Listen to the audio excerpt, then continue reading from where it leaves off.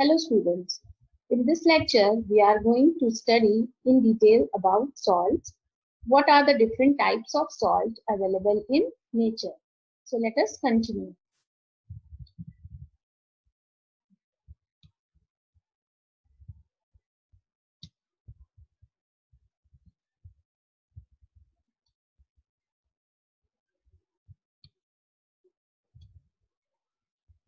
Types of salts.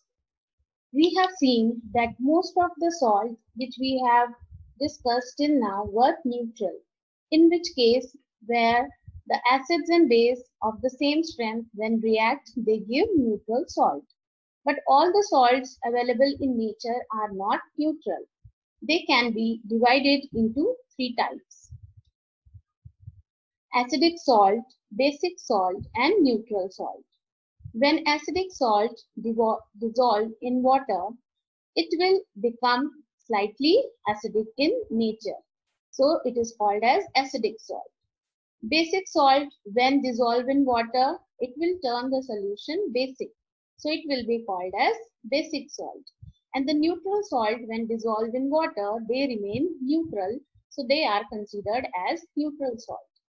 How these type of salts are formed?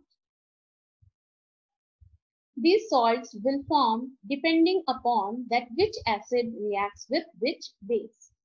When a strong acid reacts with a weak base, we get acidic salt. Here in this reaction, strong acid, we have taken sulfuric acid, H2SO4. When it reacts with weak base, magnesium hydroxide, MgOH whole twice, it gives us an acidic salt which is magnesium sulfate. It shows the property of acid because it is a reaction of strong acid with weak base. In the second case, basic salt are obtained when the strong base reacts with weak acid. Here in this example, we have taken a strong base, that is sodium hydroxide, and when it reacts with weak acid, that is carbonic acid, the salt which is formed is sodium carbonate, and sodium carbonate is a basic salt. Third type of salt, which is neutral salt, is formed when strong acid reacts with strong base or weak acid reacts with weak base. First, we will consider the case of strong acid and strong base. Strong acid, such as hydrochloric acid, when reacts with strong base, that is sodium hydroxide, we get a neutral salt, that is sodium chloride. And when we take weak acid, that is carbonic acid, and a weak base, that is ammonium hydroxide, we get a neutral salt, that is ammonium carbonate. Now these both salts are neutral because their corresponding acid and bases are of the same strength. We can also divide salts on the basis of their family to which they belong. Potassium salts are the salts in which the positive ion is always potassium. For example, potassium sulfate, potassium carbonate, or potassium nitrate. Similarly, there will be sodium salt in which the ion sodium will be present. Sodium sulfate, sodium carbonate, sodium bicarbonate are examples of sodium salt. Calcium salt, also a family where all the type of calcium salts will be present. It may be calcium phosphate, calcium sulfate, calcium carbonate, calcium chloride. Magnesium salt belong to the family in which all the salt have magnesium ion in them. Magnesium chloride, magnesium sulfate, magnesium carbonate are the examples. Copper sulfate can be considered as a family of copper because it contains copper ion in them. Copper sulfate, copper chloride, copper nitrate, these are the example of copper salt. Chloride salts contain chloride ion in them. Sodium chloride, aluminium chloride, magnesium chloride are example of chloride salt. Nitrate salts are those which contain nitrate ion in them. Sodium nitrate, silver nitrate, these are examples of nitrate salt. Carbonate salt will be those where the negative ion is carbonate. Sodium carbonate, potassium carbonate or magnesium carbonate or any of the carbonate will come in the category of carbonate salt. Here you can see that every type of salt depends upon that which type of acid and base it has reacted with. So when you are taking sulfate as an acid, you will get sulfate salt. When you will get chloride as an acid, you will get chloride salt. When you will get nitric acid, you will get nitrate salt. And when you will take carbonic acid, you will get carbonate salt. So it depends upon that which type of acid or which type of base the reaction has taken place, and according to that the corresponding salt will form. Now we are going to discuss about the common salt. Common salt is available in nature in abundance.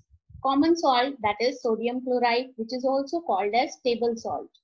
We widely use common salt in the everyday life in our kitchen, as well as it is widely used in the industries and manufacturing setup. With the help of common salt, we can obtain many number of chemicals. That is why common salt is considered as a raw material for many industries. Now, common salt, we all know that it is present in the nature in the seas and oceans.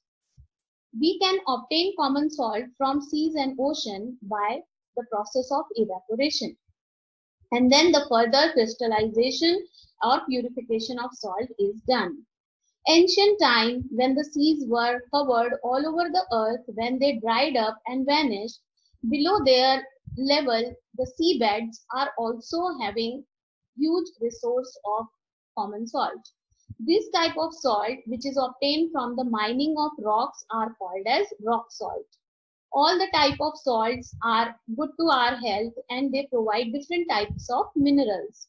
Here we are going to discuss in detail about common salt, and with the help of common salt, what are the different chemical compounds we can obtain. First, we can get sodium hydroxide, which is caustic soda. Second, we will get sodium bicarbonate, which is called as baking soda. Then we will discuss about bleaching powder, that is calcium oxychloride. Next is washing soda, which is sodium carbonate. So further we are going to discuss the manufacturing of these different chemicals in detail. Let us start with caustic soda. Preparation of caustic soda or sodium hydroxide. Sodium hydroxide is formed by the electrolysis process, in which electricity will be passed through the solution of sodium chloride and water. This solution is called as brine solution. This is highly concentrated solution in which sodium chloride has large amount in number and the water is used in a less amount. So it is highly concentrated solution, or we can call it as supersaturated solution. When the electricity is passed in this supersaturated solution of sodium chloride, we will get three products. These products are sodium hydroxide, hydrogen and chlorine. Now this reaction is very important. This reaction is called as chlor-alkali process. This named here chlor-alkali because in this reaction we are getting chlorine gas and we are getting alkali, that is sodium hydroxide, which is a base which dissolves in water. So that is why the name given to this very important reaction as chlor-alkali process. In this reaction, sodium hydroxide, hydrogen and chlorine gas are formed. This process is done by the electrolysis of brine solution. Now there are different uses of all the three products which we have got from the chlor-alkali process. First we will discuss uses of sodium hydroxide. Sodium hydroxide is widely used in the preparation of soaps and detergents. It is also used in the paper industries. It is used as a laboratory reagent. Second, we will discuss about chlorine. Chlorine is widely used as disinfectant. It is also used in the making of PVC pipes, which is a kind of polymer, and it is widely used as CFCs and DDT. CFC is chlorofluorocarbons and DDT is also a disinfectant. Uses of hydrogen gas. Hydrogen gas is used for the hydrogenation process of vegetable oil, in which vegetable oil is converted into vegetable ghee. And second, it is widely used as fuel as it is highly exothermic and gives large amount of energy. Now, in the next period, we are going to discuss about each of the chemical compounds which are formed with the use of sodium chloride. Thank you for today.